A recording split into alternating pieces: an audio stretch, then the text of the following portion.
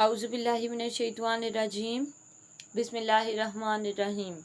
Amna Noor is here. Students, I hope so you all are fine. Today the topic of my discussion is small intestine. Today students we will discuss how digestion occur in small intestine and how absorption occur in small intestine and how the food particles are absorbed in the blood. Student सबसे पहले small intestine को 3 parts में divide किया गया है, डोडनम, जॉर्जिनम and ileum. सबसे पहले डोडनम, small intestine का सबसे पहला पार्ट जो है वो है डोडनम का, और वो अबाउट 10 इंचज़ है, और 10 इंचज़ ऑलमोस्ट 25 सेंटीमीटर के करीब होते हैं।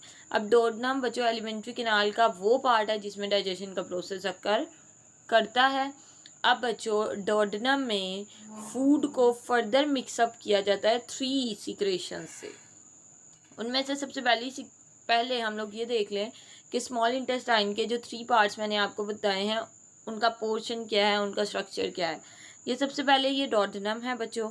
उसके बाद ये जो अंदर वाला पोर्शन है as you can see is the जॉर्जिनम and the last one part is the ilium. Okay students, चले जी मूव करते हैं नेक्स्ट पार्ट की तरफ। अब बच्चों ये जो चीज़ें हम लोग 3 सिक्रेशंस डिस्कस करेंगे ये डोडनम के अंदर होती हैं। सबसे पहले बाइल।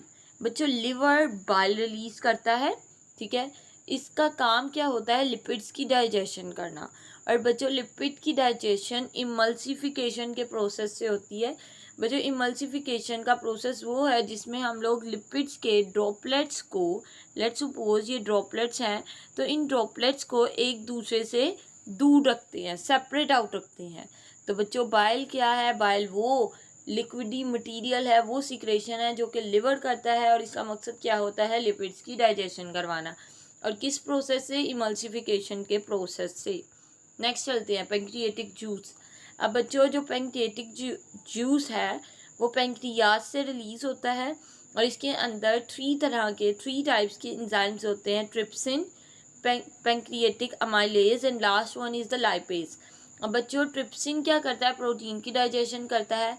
पैंक्रियाटिक अमाइलेज कार्बोहाइड्रेट्स की डाइजेशन करता है, और लाइपेज लिपिड की डाइजेशन करता है, ठीक है। तो पैंक्रियाटिक जूस क्या करेगा कि प्रोटीन जो फूड पार्टिकल्स में जो प्रोटीन मौजूद थी और वो डोडनम के अंदर पहुंची है उसको डाइजेस्ट करवाएगा। पैंक्रियाटिक अमाइलेज कार्बोहाइड्रेट को डाइजेस्ट करेगा, और लाइपेज लिपिड को डाइजेस्ट करेगा। Intestinal juice.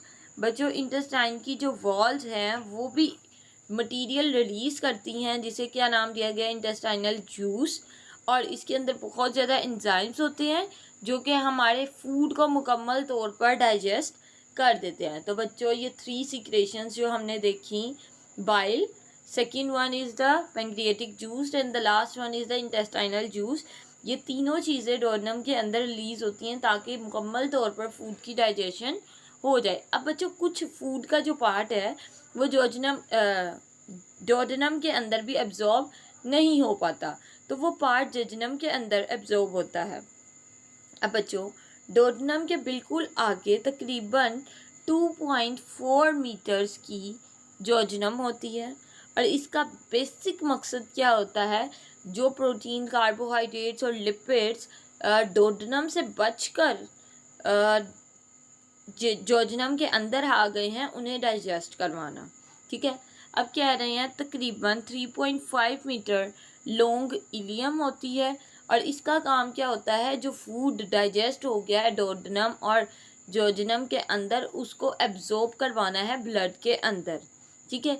अब बच्चों ब्लड के अंदर एब्जॉर्ब करवाने से पहले आपको एक बात बताती चलूँ कि जो इलियम है, let's suppose this is the wall of ilium. अब बच्चों ये जो इलियम है इसकी वॉल के अंदर यूं फोल्ड्स होते हैं, ठीक है, और आगे इन फोल्ड्स के अंदर फिंगर लाइक स्ट्रक्चर्स होते हैं, ठीक है। अब बच्चों ये जो फिंगर लाइक स्ट्रक्चर्स हैं ये विलाई जो हमारी इलियम है उसका सरफेस एरिया इंक्रीज़ कर देते हैं। अब बच्चों ये जो फिंगर लाइक प्रोजेक्शंस हैं इन्हें हम लोग विलाई कहते हैं।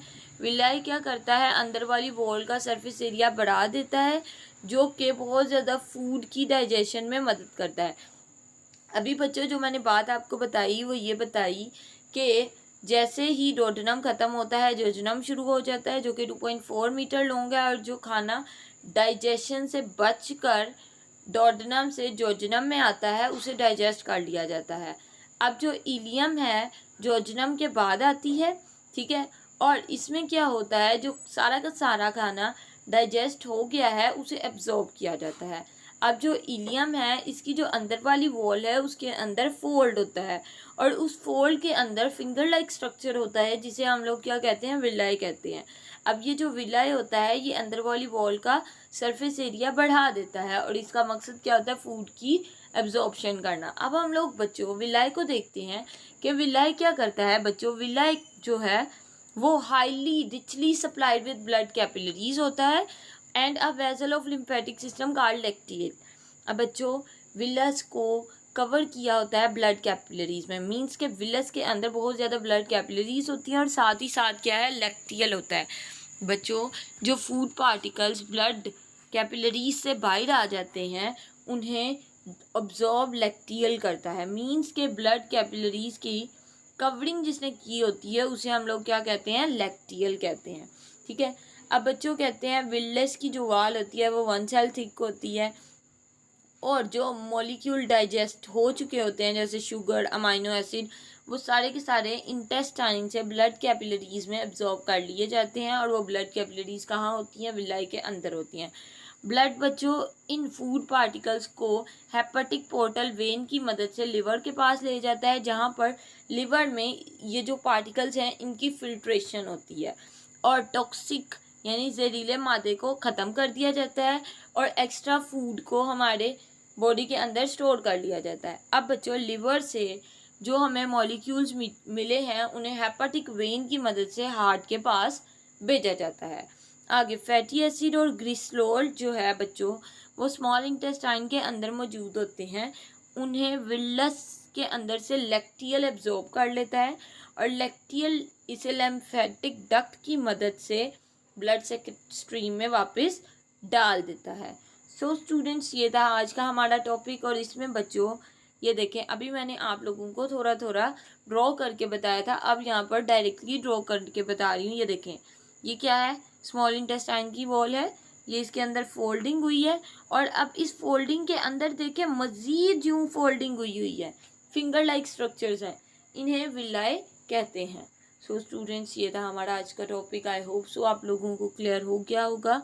स्टूडेंट्स मैं ऑलरेडी डाइजेशन के सारे ह्यूमन डाइजेशन में जो पार्ट्स इन्वॉल्व थे जो कि आपकी बुक में थे उन सब को मैंने एक्सप्लेन कर दिया है।